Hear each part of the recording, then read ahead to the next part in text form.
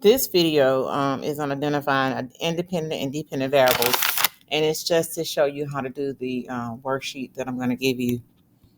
It has a chart at the top, and it's also 1 through 10.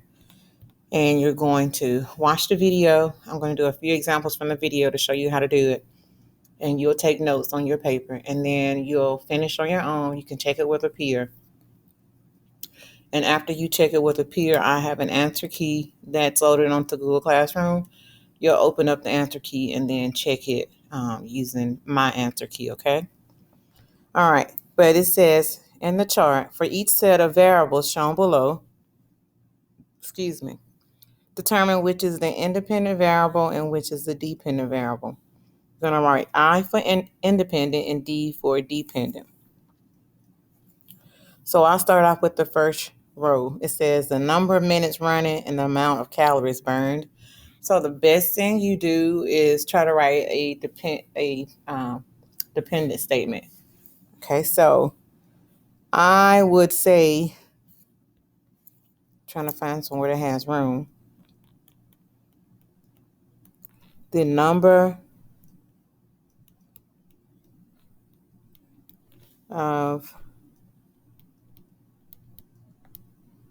calories burned depends on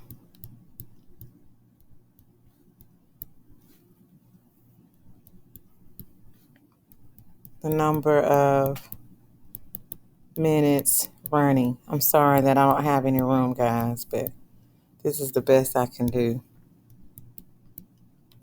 So that's my dependent statement. So once you write a dependent statement, it's pretty easy to see. You burn calories based off of how much you exercise. You don't exercise at all, you don't burn many calories because all you're doing is maybe moving around on a couch or in a seat, or you might walk to the restroom or walk from class to class. You're not doing a whole lot. You're burning some calories, but not many. If you just lay around all day, you're not burning any. You're gaining tons of weight. All right, so the number of calories burned depends on the number of minutes running. So the number of calories that are burned depends on something, so it's dependent. Therefore, the number of minutes running is independent. Guys, it may help you to know that the independent variable has to happen first and the dependent variable has to happen second.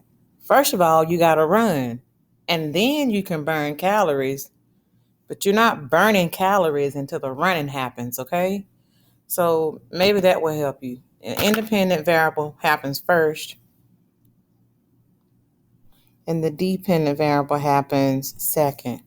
I hope that helps. Independent happens first, dependent happens second. The dependent can't happen without the independent happening first.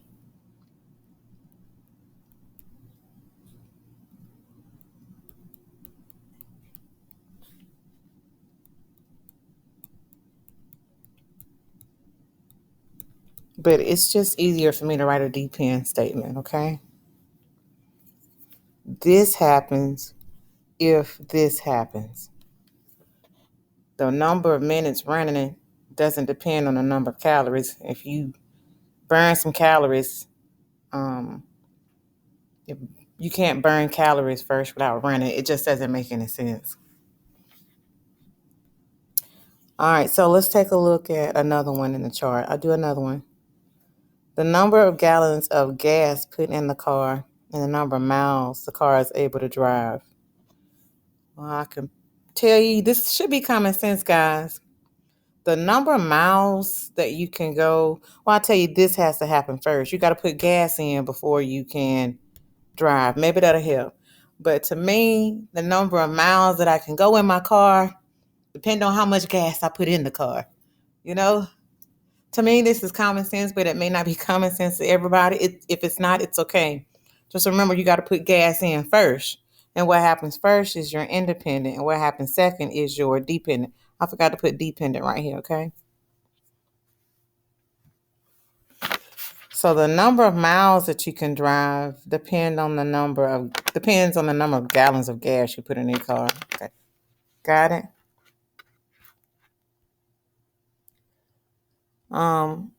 Let's take a look at these. It says rewrite each situation showing dependency, then identify the dependent and independent variables. All right, a wheelbarrow with several bricks weighs more than a wheelbarrow with just a few bricks. So what does that tell me? If you got a wheelbarrow with a bunch of bricks, it weighs more than a wheelbarrow with just a few bricks. That tells me that the weight of the wheelbarrow, and this is your dependent statement, the weight of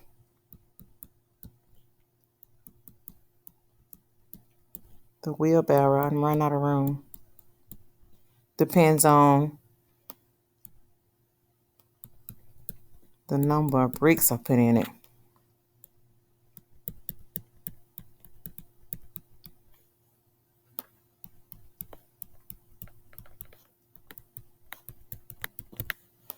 Okay, the weight of the wheelbarrow depends on the number of bricks I put in it. So this is dependent and this is independent. I got to put the bricks in first before the wheelbarrow changes weight.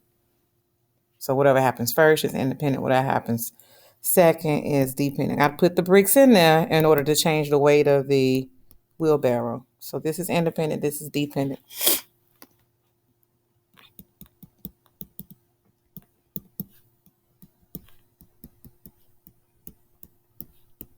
And you'll just fill in.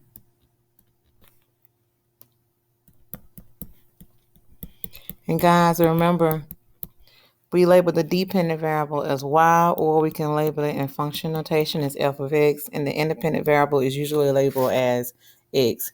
Now, we can use other variables to represent these, but we normally use y and x because that's what's on the coordinate plane, an x-axis and a y-axis. Okay, let's take a look at something on the back. Well, I don't want to do too many of these. I don't want to do 2, 3, or 4. You try those on your own. So you're going to try everything that I haven't done, okay? Let's look at 6. It says a limo driver charges an initial fee of $150. So you're just going to pay them that anyway. I don't care if they don't drive a mile. So you're going to pay them $150 off the top, and then you're going to pay them $3 per mile that they drive. So what is the independent quantity in this situation? Well, you have charge, and you're talking about money. Okay.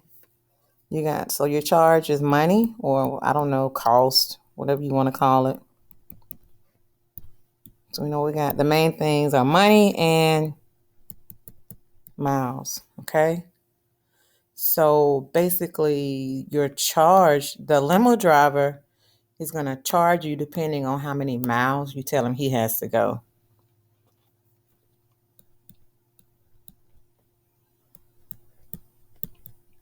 The charge or cost or money depends on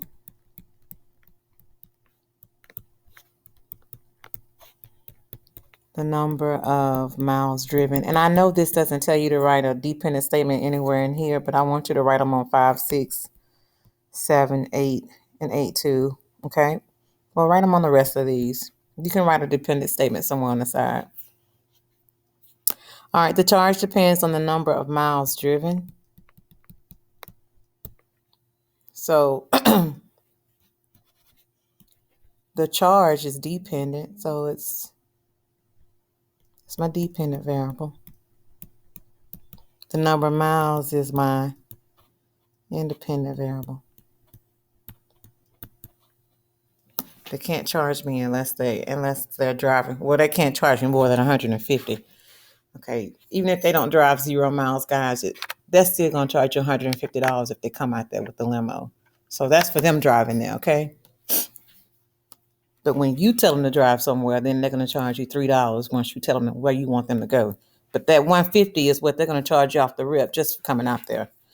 Okay, so what is the independent variable? Well, the independent variable was the number of miles driven. So that would be D.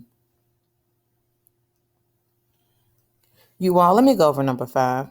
It says a basketball team played a total of 154 games last season. Woo! It's a lot of games. The number of games won, which we're calling W, and the number of games lost, which we're calling L, are represented by this equation. So the W stands for wins equals to 154 minus the losses, which is common sense. You get your wins by, it's the number of losses subtracted from 154.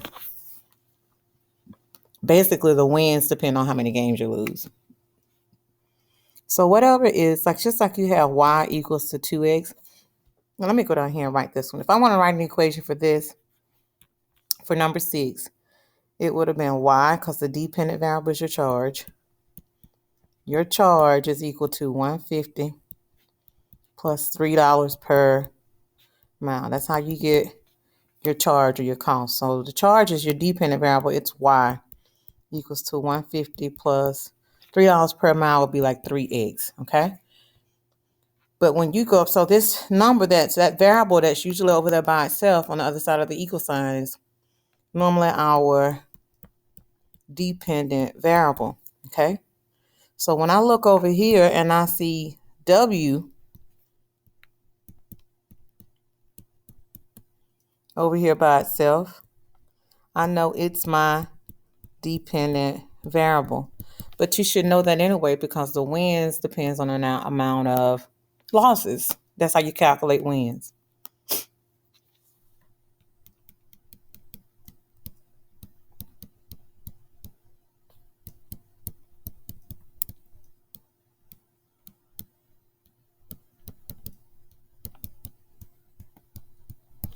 But whenever they give you an equation, whatever is over here by itself is our dependent.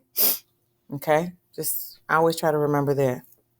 So that will help you with number 5 when you get ready to answer this question and that one. I pretty much gave you the answers. But you're going to work on all the rest of these. Number 9 gives you a chart. I'll go through number 9. You can do 10 on your own.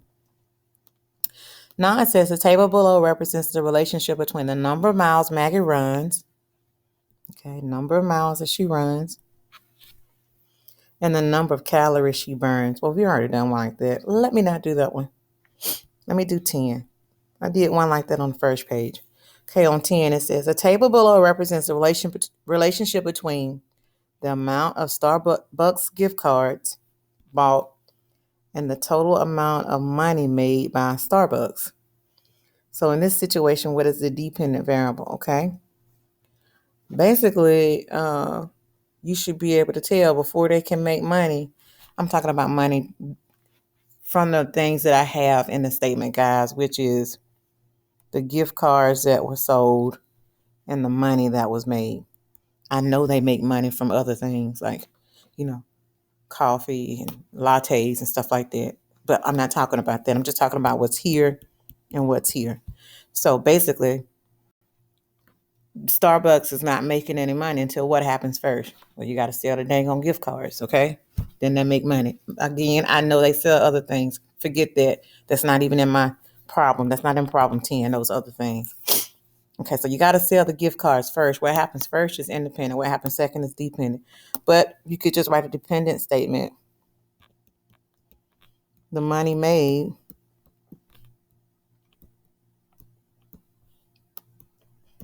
depends on the number of gift cards bought or purchased. But it says, in this situation, what is the dependent variable? Well, the money you make is your dependent variable. Money is the dependent variable. So this would be Y and this would be X, okay? Or F of X and X. And obviously, you can tell the gift card sold for $10 each. You can see the relationship is times 10, times 10, times 10, times 10, times 10. But not really asking you for that, just what was the dependent variable. So you're going to finish this page out. You're going to check your responses with Appear And then you're going to open up the answer key on Google Classroom and check to see if you have them right. If you don't understand something, I need you to raise your hand and let me know while I'm working with the other group, okay? Thank you.